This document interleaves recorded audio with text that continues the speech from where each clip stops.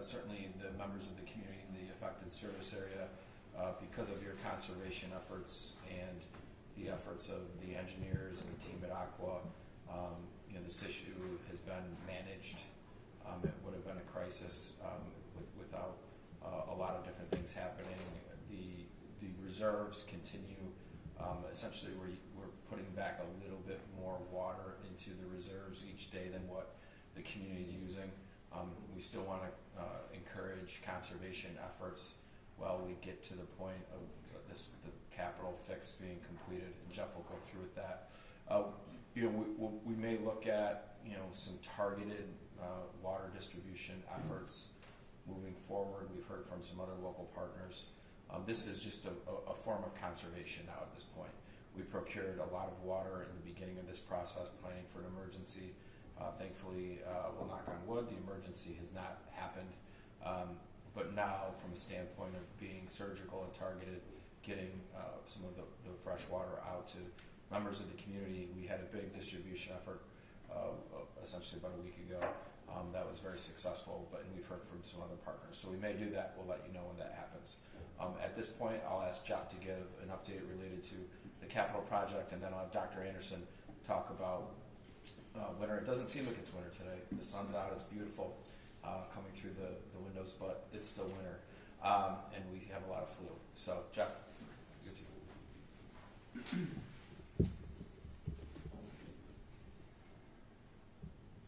Delivery of water to the affected areas that we've talked about continues without interruption, so that's the great news.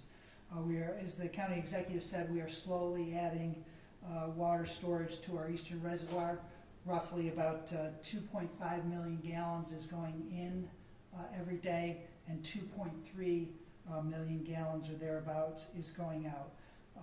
Both of these numbers, I want to point out, were higher at the onset of the break, but we have made various operational changes, which we have talked about numerous times, to supply our customers via other means, including emergency bypass pumping, as well as leaning on our other water utility partners.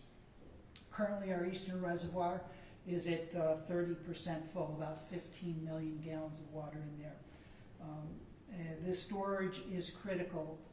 Yes, we are making slight improvements to that, but this level of storage and whatever storage we can get in there is absolutely critical as a buffer in the event of another system upset to avoid putting our customers out of water. As far as the repair update, you can see on the photo here, we have excavated the north end of the repair trench. We need to stabilize the connection point there.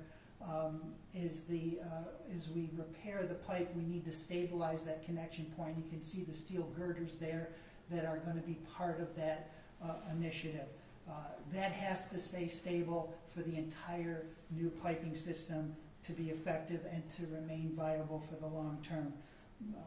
Additional steel beams will be put around the connection point to make sure it does stay stable. Groundwater is down about 17 to 19 feet. We still have that last about 1.5 feet to go, which in many ways is the toughest 1.5 feet to get, but the dewatering process is continuing to work well. Finally, you can see in the bottom, we are bringing in the stone that is necessary to provide that firm bedding to make sure that this repair stays stable even in the very wet conditions that it is in. So that's the status of the update. Great. Dr. Anderson? Good afternoon, everybody. Thanks for your time and the opportunity to check in about an evolving public health situation in our community. So as happens every year, flu cases are ticking up. Hospitalizations are starting to tick up as well. But what's not typical this season is that we're experiencing the most severe flu season that we've had in over a decade, and it's having its toll on our local hospitals. So Upstate, Crouse, and St. Joe's are facing the highest numbers of patients that they've seen. Upstate has broken census records for 3 consecutive days, and 2 of our 3 major hospitals have activated incident command, indicating that they are seeing patient loads beyond what they can reasonably handle and what their staff can reasonably handle. And they're attributing a lot of this to individuals experiencing flu, concerning flu seasons, and understandably concerned about, as I've said, one of the worst flu seasons that we've had for a while. So what I wanted to do today is give some guidance to people on when they need to seek care for the flu, where they need to seek care for the flu, and hopefully offload some of that strain on our hospitals. So the first key message is that most of the time you get the flu, you don't need to seek care at all. Most flu is mild to moderate, and people will recover on their own within 5 to 7 days with rest, hydration, and over-the-counter medications. There are people who need to go to the emergency department. I'll get into that if you have emergency symptoms. There are also people who are high risk or elderly individuals who probably need to see a doctor if they have concerning flu symptoms. But if you do not fall into those categories and you have mild symptoms, first of all, stay home from work, keep your kid home from school. But if you go to the emergency room and you don't need to be there, it adds to the wait times. It takes up a bed for people who may be having heart attacks, maybe having a stroke, or may have severe flu and really need to see a doctor. And right now, again, that's really taking a strain on our local hospitals. The folks who should see a doctor if they're concerned that they have the flu, which again is not the majority, are individuals who may be pregnant, young children under 2 years of age, adults who are 65 or older who experience the highest hospitalization and death rates from flu, or individuals who have underlying heart and lung diseases, diabetes, or other things that weaken your immune system. Those folks, if they're concerned about their symptoms, or if there's an individual who's just concerned about the severity of their symptoms in general, in the absence of emergency signs, should see a doctor within the first 48 hours ideally, because that's the window where you could be treated with Tamiflu. So they should test you. Primary care, urgent care can prescribe those medications. You don't need to go to the emergency department to be tested and treated. Finally, there are people who should definitely go to the emergency room if they have concerning symptoms for influenza. And the symptoms that would prompt that would be in adults if you're having difficulty breathing or shortness of breath, if you're having persistent pain or pressure in your chest, if you have ongoing changes in how you're thinking or dizziness, or if you're having unrelenting vomiting. In kids, it would be fast breathing or trouble breathing, if they're turning blue, if they're not responding, if they're retracting, meaning their ribs are pulling and when they're breathing, they're not urinating or they won't respond. So quite concerning symptoms.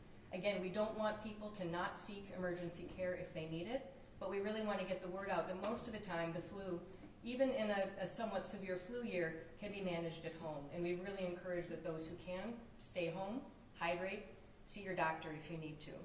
The last thing I want to close on is that this is a somewhat severe flu year, but I hesitate to use the word super flu or other concerning things that are out there in the media because I think it causes panic. In many ways, it's a very typical flu year. But what I think we're seeing is that there's a slightly more severe strain and that it causes more symptoms circulating and fewer people are vaccinated. We do know that. So if we look at the vaccination rate right now in central New York, about 30% of people have gotten their vaccine overall.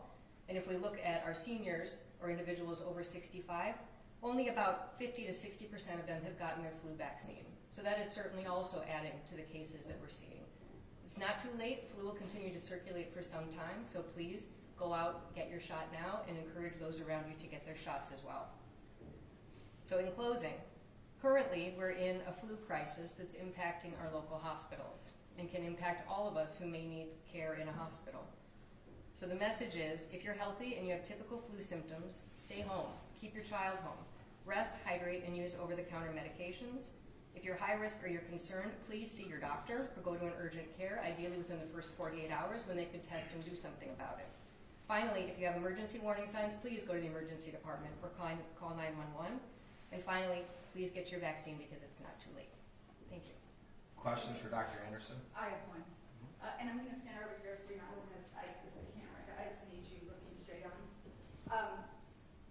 The swine flu, when that was coming through, we were able to get some kind of vaccination on the kind of the fast track. Are you hearing anything like that for this particular strain of flu? Is it coming and when would we expect it? That's a good question. So to give a bit of background to that. So one reason that we may be seeing more cases of flu this year is that there are certain strains of flu that vaccinate. Each year there's an updated flu vaccine, which is a huge challenge, right, for a public health and production infrastructure. They try to predict what will be circulating. This year, as happens really many years, there's a slight mismatch between what's circulating, this subclade K of H3N2, for those of you who are interested in the details, is not a perfect match for the H3N2 strain that's in our vaccine.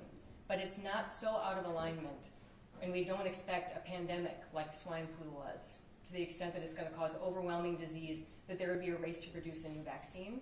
And the other reason it's important to be talking about this is I don't want people to be hearing that there's a slight mismatch and think the vaccine's not going to work this year, so I'm not going to get my shot. Even when there's a mismatch, and that includes for this vaccine, it still provides protection.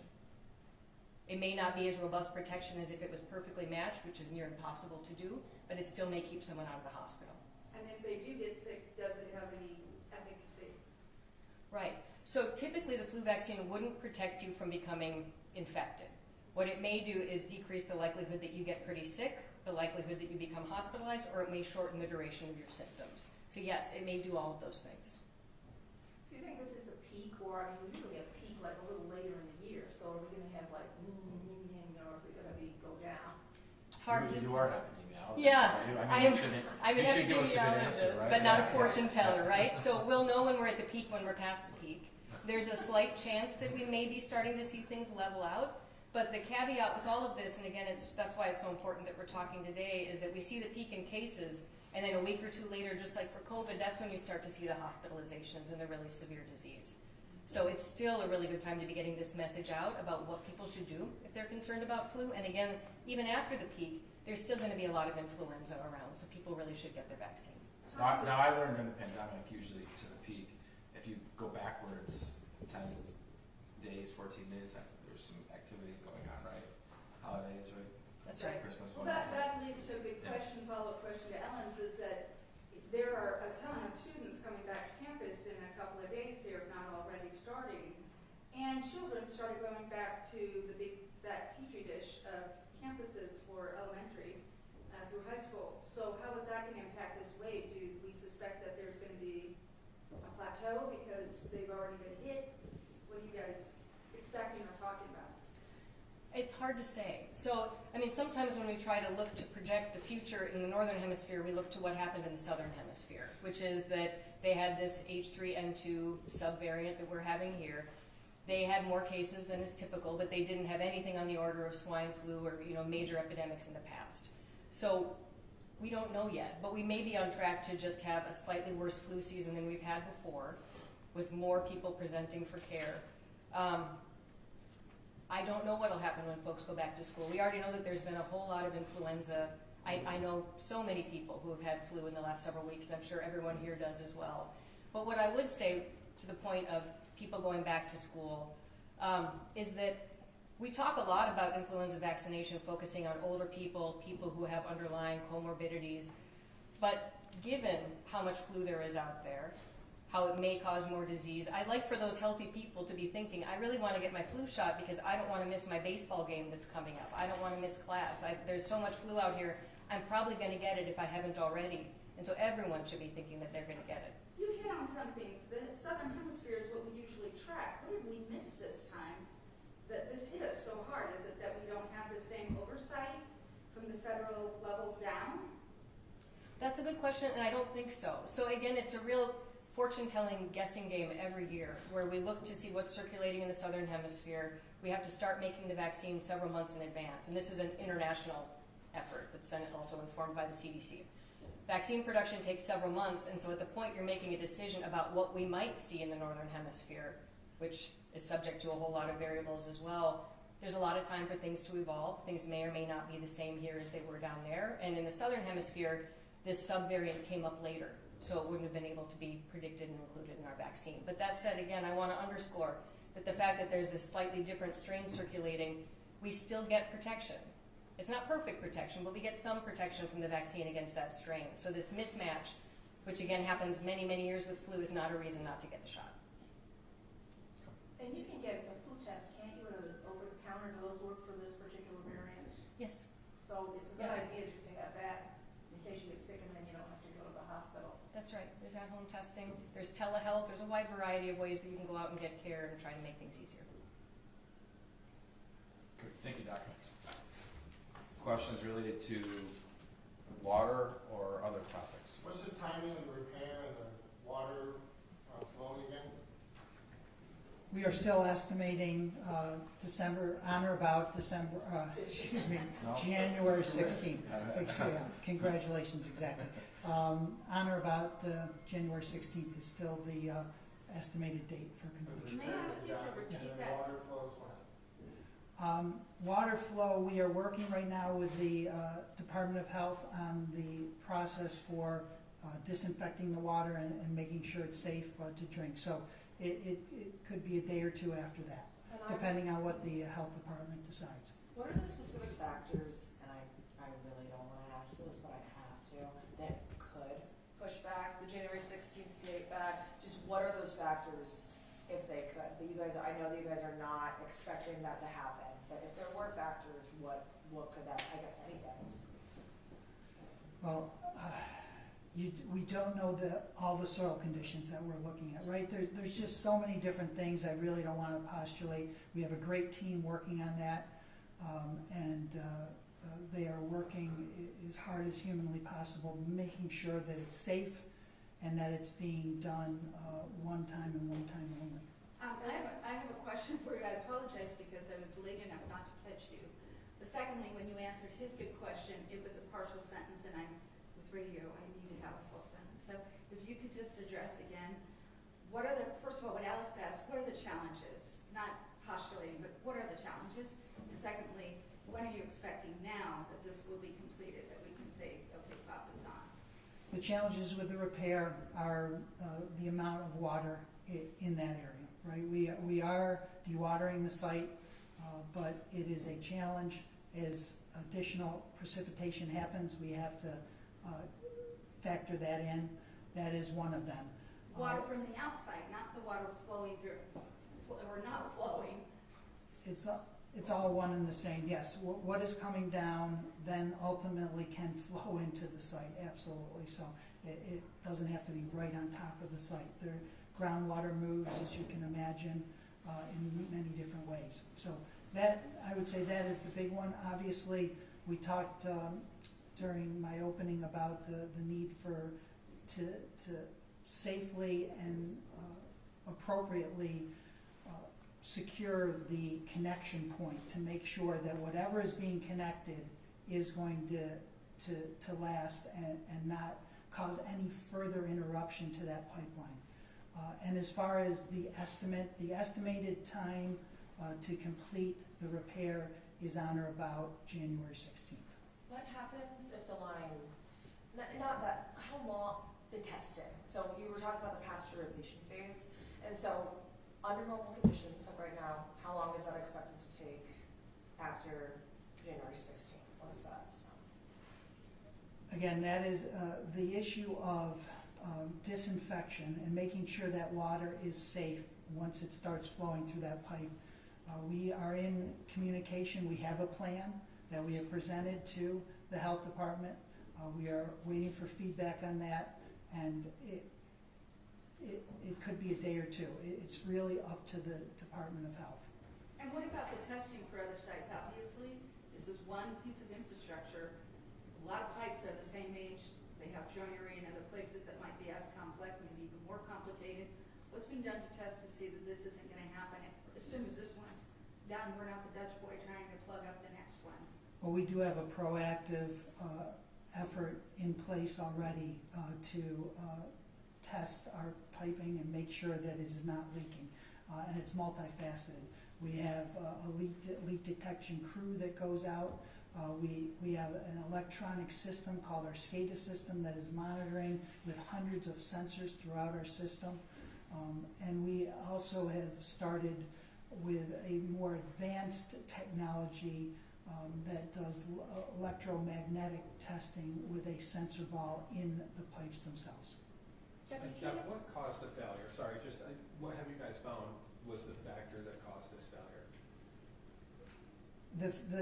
The groundwater. You know, basically the movement of the groundwater, and it overwhelmed the repairs that we were attempting to make. So, a very high groundwater area.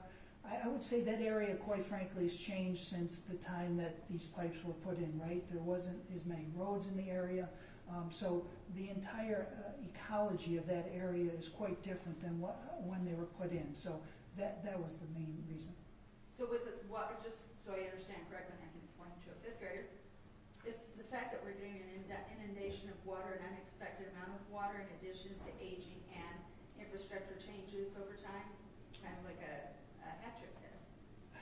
Yeah, I mean, there's so many different things. We still don't know exactly what the cause was. We have not got in there and looked at the entire length of the piping. As you can see from the photo here, we have started at the connection point, making sure that that is stable. As we get through that, maybe we'll have more information, but it is our belief that it was a combination of factors, including the really high groundwater table in that area. Is there a contingency plan if the repair section leaks at all?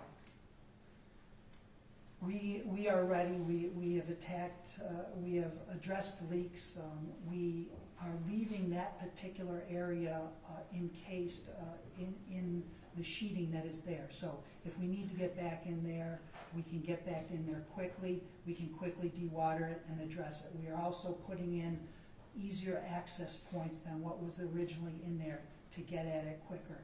We are also, when we are in the excavation site, we are actually going out into other parts of the pipe in close proximity to the repair site to make sure that there are no issues with that piping as well. Jeff, you said in a previous press conference that one of the possible causes of the leak was ground instability. Why, do the repairs at the same location? I'm not. That's where the break is though, right? What? Why do the repairs there with the ground stability? Isn't that where the break is? Yes. Can you tell us, I'm sorry, did you want to expand on that? Did I answer your question? Yeah. Yeah, that's where you can physically get to the damaged infrastructure. Can you tell us what you're learning? Because obviously this is a huge learning curve for everyone that's involved. What are some cool things that you guys are learning so that this doesn't happen down the road? Well, we are obviously learning that we have a great team on the. I know it is taking longer than some would like, but the team that we have assembled is very, very experienced in what we're doing. What we learned too is that the steel piping, I don't want to get into too much detail, but the type of piping in that area, when it was put in, was appropriate. It's steel piping. It doesn't have quite the level of flexibility as the piping that we are going to be putting in ductile iron. So that's something that we just have to be aware of, right? That the steel piping, it is very good when you're just laying it along, as long as an open trench and a big project that happened in the 60s, completely appropriate. But as we make the repairs, we've realized that there's maybe a better type of piping that can be used to support the long-term viability of that area. You said that's important for people to conserve. I mean, they hear this and they're like, my water's running, everything's fine, I can just go and do a couple loads of laundry and some dishes.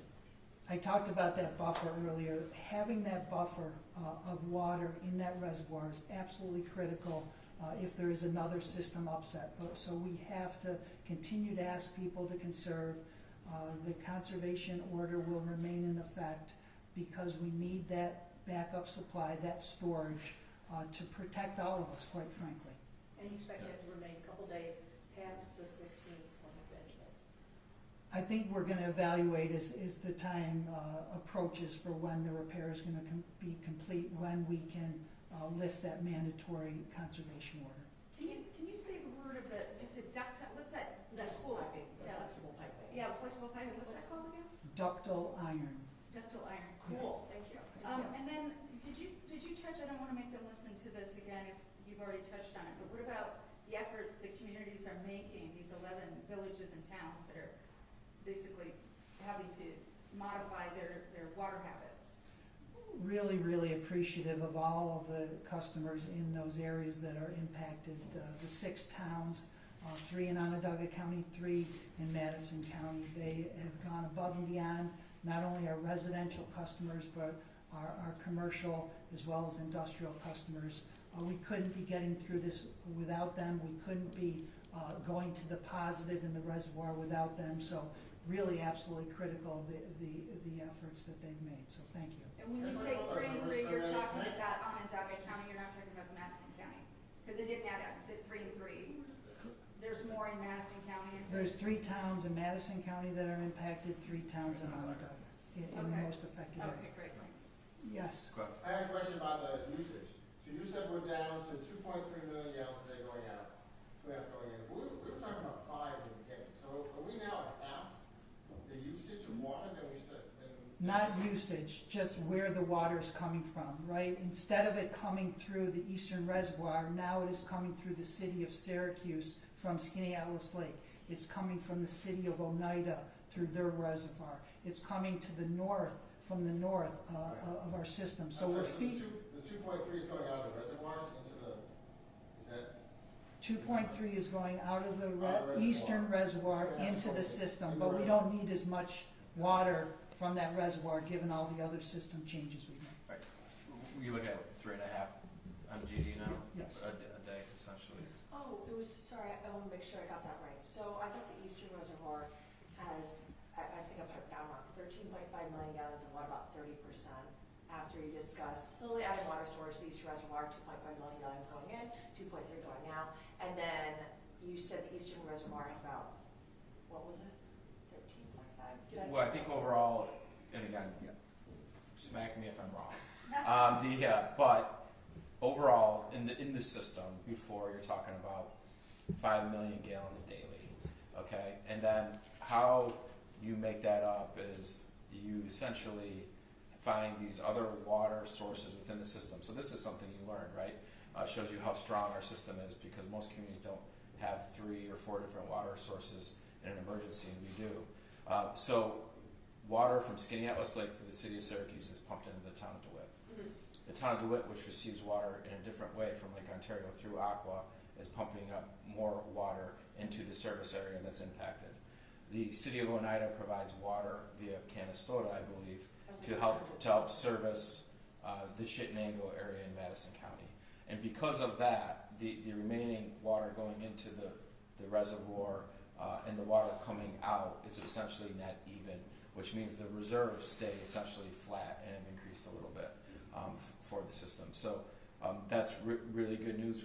Part of it is conservation, part of it is the engineering work and our partners in government that have been there to support us, like we have been to support them in the past, essentially as a community. So that's how the water's flowing. That begs the question, you have, nothing comes for free, so all of these outside, entities that are helping out right now, what are we doing to make them whole again? Because they've given so much water, how are we going to Pay make for it, them right? whole when this is Yeah. fixed? Yeah, they pay for the water, so just they're using ACWA, the entity will buy the water from the town of DeWitt and or the water from the city of Syracuse, which then flows to the town of DeWitt infrastructure.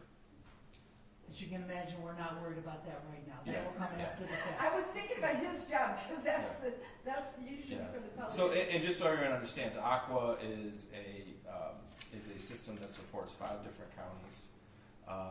Essentially, the retail provider of water to much of the community, and they manage the wholesale infrastructure, which was owned by the Metropolitan Water Board, which is Onondaga County's direct line from Lake Ontario. So ACWA manages that for us, and then they're essentially the retail provider of these other communities, and with the ability to draw water from Atisco Lake, Lake Ontario, the city of Syracuse from Skinny Atlas Lake, and so that's essentially the bodies of water that help support everything. I'm really sorry, I'm annoying. I have a question for Dr. Anderson that I forgot to ask. Sure. I know it's. That's why she's still here. So I just want to make sure that folks understand, because I know that we stressed a lot about like, hey, stay home. I understand the differences between hospitalizations, all that. Just want to, I was there at St. Joseph's Health today, chatting with them actually about their water conservation efforts. I think you just did. That was fabulous. They're great. But they were also stressing, like, we are so stressed out. We have so many of our workers here. So do we have any numbers with like are they like completely overbooked? Like, are these guys just, are the shifts, like, are they just going around the clock? It sounds to me like all of their medical personnel is just really wiped. Where are the numbers at St. Joe's right now? I can't comment specifically on any institution's numbers, but what I can say is that our emergency departments are strained on a good day, nationwide, but that applies locally as well. And currently they have record-setting numbers for people who are on overflow. Speaking about one hospital in particular that's in my mind, meaning that patients should be on one type of floor, but they're on another type of floor because the beds aren't there to allow the movement of patients. They all have borders in the emergency departments that are more than certainly they would like to see, which means that patients have been admitted to the hospital, they've been evaluated, should be going up to receive a bed, but there aren't hospital beds available for them to move into, so they're receiving care in the emergency department. So these teams are doing, as they always do, an extraordinary job at an extraordinary toll with more patients than they should be contending with when there are lots and lots of patients continuing to come in, and some of them, as stated, are patients who really could probably manage their symptoms at home or with their primary care physician. Is it, just following up on that, is it at a point where some of these hospitals are having to tell elective patients these appointments are canceled because that floor is needed, there's elective surgeries? Not to my knowledge. And my understanding is this is a chronic problem that has been acutely exacerbated in the last couple days with the hospitals really being at crisis point. So the hope is that we may not even have to entertain such thoughts as that, as the flu season goes on, but also hopefully people get their shots and then they stay home or go to their primary care as needed. Yep. Thanks, everybody. Anything else? Yeah. You'll always talk from the start that we talk about other companies coming with Micron Yeah. in December, and December's passed. And we haven't heard about any companies coming. Anything new on that front, or do we just have to wait for this groundbreaking? No, I think it's a big day for us on Friday. That's the start of a construction project, and essentially these companies, depending on how they service Micron, they go backwards. They figure out when's the Micron project going to be complete, when are they going to need tools to get commissioned. Usually any tooling company or gas and chemical company are going to need to be operational essentially 9 to 3 months before Micron is operational. So by going backwards, that's going to drive a timeline where the dozens of companies that we have been courting, some of them have already committed to us, that they will have to essentially figure out if they want to be here in Central New York, within the next 6 months. And so I think some of the ones that know they want to be here those deals will get documented and get announced at the appropriate time. Others, we're in active site selection processes where we're competing for other American investments, right? They could invest in us here in New York, in Central New York, or they could go to one of the clusters in Phoenix or in Texas. So we're competing still. There's companies like that as well. So I think overall, tomorrow's a big day, or not tomorrow, Friday, next Friday. Tomorrow's a big day too. I'm getting a haircut. But next Friday is a bigger day, and that's going to send a very clear message to a lot of people around the world. The project's happening. This is what to expect. If you do business with Micron and you want to do business with Micron, you're going to want to be right here in the community that's going to host the largest investment in their company's history. Are you still going to be doing any traveling or any hot negotiations? Yeah, I was in Japan in December, and we had some very fruitful discussions with a lot of companies and site selection processes, and certainly where the business opportunity is, we'll go pay our respects to those. Most of these are Asian companies, and so you're talking about companies out of Korea, Japan, Taiwan, Singapore. And so these are all things that we'll do. We really have a once-in-a-lifetime opportunity. Most of this ecosystem doesn't really exist fully in our country, so a lot of these companies will be making their first North American investment, and then they won't. Then they'll wait for a while, and they'll wait to see how the industry matures. So really we have an opportunity over the next year to try to secure as many of these investments as possible. Are you going to be able to assure the weather next week is like it is today? Man, what a risk, right? So but it's gonna. I think no matter what, I think there'll be a lot of smiles out at the White Pine Business Park next Friday. Is Micron? I'm trying to get a sense of, is Micron going to be building a stage or something, and they're doing it? Do you have any sense of? Well, what they're gonna depending on the media outlet will give you different preferences, right? You're nicer to us than everyone else. So just joking. I think right now the company is actually building out an area for the event, and that way you'll be able to cover it comfortably, and hopefully those of us who are there will be as comfortable as possible. Is international media invited as it was to Intel's? I'm sure Micron in their media team will have folks there. I know that certainly this isn't just a local event. This is an event that's going to be on the world stage, as we will be. So it will be exciting for the community, and certainly for Micron.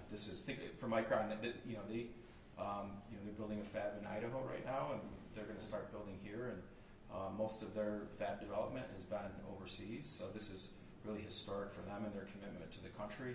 This is a national security project for the country. That's why it's being incentivized as heavy as it is at the federal level, this is a really big deal for our federal government as well. And so I think it's going to be a who's who of folks at an event next Friday in Onondaga County. Can you comment on the Army Corps of Engineers notice that came out today saying that the oversights or the permits that are rather restrictive to some of the development, like Micron going around the country, that they are lifting some of those requirements so that it'll make it easier for these companies to basically progress? Can you comment on that, or do you? Yeah, I think we've lived through this process for 2 years, and being the lead agency through the environmental review, state and local level, and we worked in partnership with the federal level Department of Commerce. Any red tape that can be cut, where it doesn't jeopardize the integrity of the environment, and it helps expedite some of these important projects, should be cut. And through our experience, there is plenty of tape that still can be cut. So we support needless bureaucratic reforms to the regulatory process. Can you give any assurances to like the Sierra Club and other environmental organizations that are terrified right now? There shouldn't be. What you're doing? Yeah. Well, I'm not doing anything. But overall, if you look at the amount of scrutiny on this project, there's never been more scrutiny on any project in this industry anywhere in the United States. It's just it's a fact, hard stop. You have to go through environmental reviews, and then if that wasn't enough study to settle the concerns, then through each permitting process, you have to go through pretty detailed, specific mitigation strategies and things that need to be done to get the permits. And so overall, I think if folks are reading the environmental reviews that were complete and they feel that it didn't address one issue, I would encourage them to look at the proper permits through the DEC and the Army Corps and whatnot, because you'll find very specific things to those areas. And related to us, we are developing wastewater infrastructure. First of all, we're a regulator ourselves. Our WEP is Water Environmental Protection. That's what it stands for. And then we have a regulator, the Department of Environmental Conservation, and then the EPA. We're doing a municipal expansion to help service the growth in the towns of Clay and Cicero. And then we're building out an industrial wastewater project, which is heavily regulated, which is being built for one customer today. That one customer will pay 100% of the cost until eventually there's more customers, Ellen, and then they will help pay for some of that cost. And that customer is Micron. And so that project's undergoing. It's in the early phases of design, and as it gets further along in design, we'll then put it out to bid, so we'll get the actual price points for it. But the one customer is really interested in that price point because they're the ones who's going to pay the bill. Are they putting it up front or paying it after it's all built? Via the rate and via a user agreement. So the county puts up the money first? Correct. What happens in the meantime? Who pays for the? The user agreement addresses that. So that would be Micron. Yes. That's being negotiated. So you come back and pay for everything from the start of the bond to the first interest payments? The user agreement will pay everything. It's illegal for that to be passed on to general sewer unit users, Glenn. They have to pay for it. Eventually, it's going to be in their interest to have more users paying into that, right? And so the rate will be established based on capital costs, interest costs, and the operational costs. And the more users that you have, the cheaper it gets for the users of that infrastructure. I just had a question for Jeff. Aqua mentioned it is taking water from the city of Oneida to supply the eastern portion of the system with water from its transmission main looping. Can you talk about why this emergency valve was not opened sooner? It was open when it needed to be open. We have emergency valves, which is the great thing about our system. We are connected with all of our municipal water utilities, including the village of Baldwinsville, right? We've shared water with them. They have a groundwater system. We've shared water in the past. So it was opened when we needed it to be open. Anything else, quickly? You mentioned the who's who. Micron to you said there's going to be some senior administration officials. Do you know who's going to be here? I don't know who's going to be here. I know that certainly the lead agency was the Department of Commerce. Certainly the EPA did a lot of work. I know the EPA administrator, Lee Zeldin personally. It'd be good to see my friend if he was around. But I don't know who's going to be here. Micron's handling the guest list. I know we're invited because we still own the site. But you're all invited as well, I'm sure. So, but I think there will be a lot of dignitaries and a lot of really powerful industry partners there, as it's a historic day for the company and obviously for us here. Okay. Thank you. Thanks. Thanks. Did you guys walk away?